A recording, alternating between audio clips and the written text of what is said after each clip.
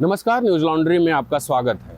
आप जानते हैं कि न्यूज लॉन्ड्री बीते 1 साल से ज़्यादा समय से हवा का हक नाम से एक अभियान चला रहा है, जिस अभियान के तहत हम अलग अलग जगहों पे जाते हैं, वहाँ की हवा की स्थिति बताते हैं और साथ ही जिम्मेदारों से सवाल पूछते हैं।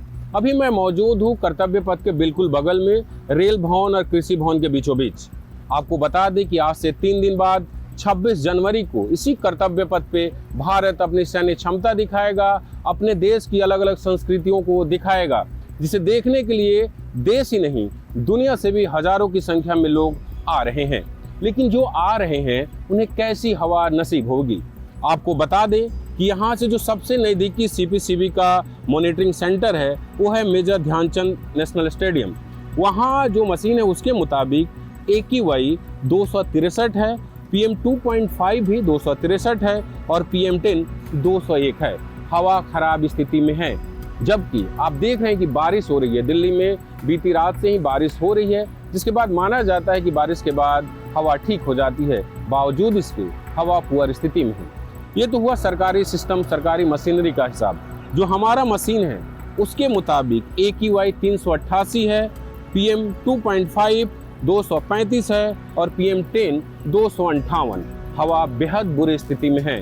जो लोग यहाँ आएंगे 3 दिन बाद भारत की संस्कृति और सैन्य क्षमता को देखने के लिए, उनको इस तरह की हवा नसीब होगी।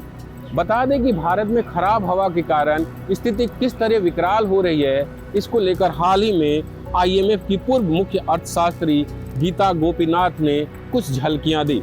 उन्होंने बताया कि भारतीय अर्थव्यवस्था को प्रदूषण से ज्यादा खतरा है, ना कि टैरिफ से। उन्होंने कुछ उदाहरण भी दिए और बताया, एक रिपोर्ट का हवाला देते हुए बताया कि भारत में हर साल करीब 17 लाख लोगों की मौत प्रदूषण के कारण होती है। यह देश में होने वाली कुल मौतों का लगभग 18% है।